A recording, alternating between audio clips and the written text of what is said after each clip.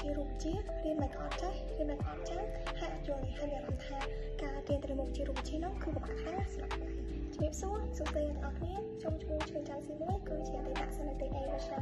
2024នៃវិទ្យាល័យហ៊ុនសែនកោះចិនហើយហ្នឹងគឺខ្ញុំនឹងប្រាប់ពីគន្លឹះនៃការរៀនមុខវិជ្ជារូបវិទ្យាហ្នឹងឲ្យរៀនបានប្រកែខ្ញុំគឺមាន2 tip ក្នុងការណែនាំទៅដល់សិស្សបងប្អូនខ្ញុំដែរ tip ទី1គឺយ៉ាងពីការចាំទៅលើរូបមន្តទៅសម្រាប់មុខវិជ្ជារូបវិទ្យាហ្នឹងគឺវាមាននៅរូបមន្តជាច្រើនតាំងពីមានពីមុខវិជ្ជាទី1រហូតដល់ចប់នេះហ្នឹងគឺវាមានរូបមន្តច្រើនណាស់ជាអំពីក្រុមហ៊ុនអ្នកទាំងអស់គ្នាហ្នឹងគឺសរសេររូបមន្តទាំងអស់ហ្នឹងមានក្នុងសភៅពុំមួយហ្នឹងគឺរាយដាក់វានៅក្នុងសភៅ note មួយទៅហើយឬក៏ជាกระดาษ sticky note ដែលយើងបិទមួយទៅដើម្បីធ្វើឲ្យយើងនឹងអាចមើលឃើញវាហើយទិញវាហងៃទៅឲ្យចាំមកវាឲ្យចាំស្ទាត់ហើយអត់មានខ្វល់ច្រើនទៅរូបមន្តណាមួយបន្ទាប់ពីយើងចេះចាំរូបមន្តអស់ហើយយើងងាយស្រួលក្នុងការដោះស្រាយលំហាត់ដែរចាំតែរូបមន្តរបៀបក្នុងការទាញនេះក៏ត្រូវតែច្បាស់ហើយនឹងតាមបែបខ្នាតនៅក្នុងរូបមន្តមួយនេះគឺគេគិតស្អីយើងត្រូវច្បាស់ទៅលើវាដែរបន្ទាប់ពីយើងច្បាស់ទៅលើរូបមន្តហើយចំពោះ tip ទី2វិញគឺនិយាយទៅដល់ជាមួយទៅនឹងការចូលរបៀបបាតុភូតហើយនឹងការដោះស្រាយលំហាត់ឬក៏ប្រធានលំហាត់ហ្នឹងទៅនៅក្នុងរូបវិទ្យាហ្នឹងគឺវា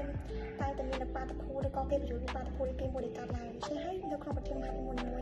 យើងត្រូវតែយល់ច្បាស់ពីបាតុភូតនឹងកាត់ឡើងហើយជាប្រធានលំហាត់មួយហ្នឹងយើងត្រូវអានវា2ទៅ3ដងឬក៏4 5ដងហ្នឹងអានឲ្យយល់ពីប្រធានលំហាត់ហ្នឹងថាគេនិយាយមកហ្នឹងតើគេចង់បានអីហើយគេសួរអីបន្ទាប់ពីយើងចូលអំពីប្រធានលំហាត់ហ្នឹងហើយបានយើងរកកលឹះឬក៏ដោះស្រាយដាក់រង្វាន់ចូលហ្នឹងគឺវាងាយស្រួលបើសិនជាយើងអានប្រធានលំហាត់ទេវាគឺ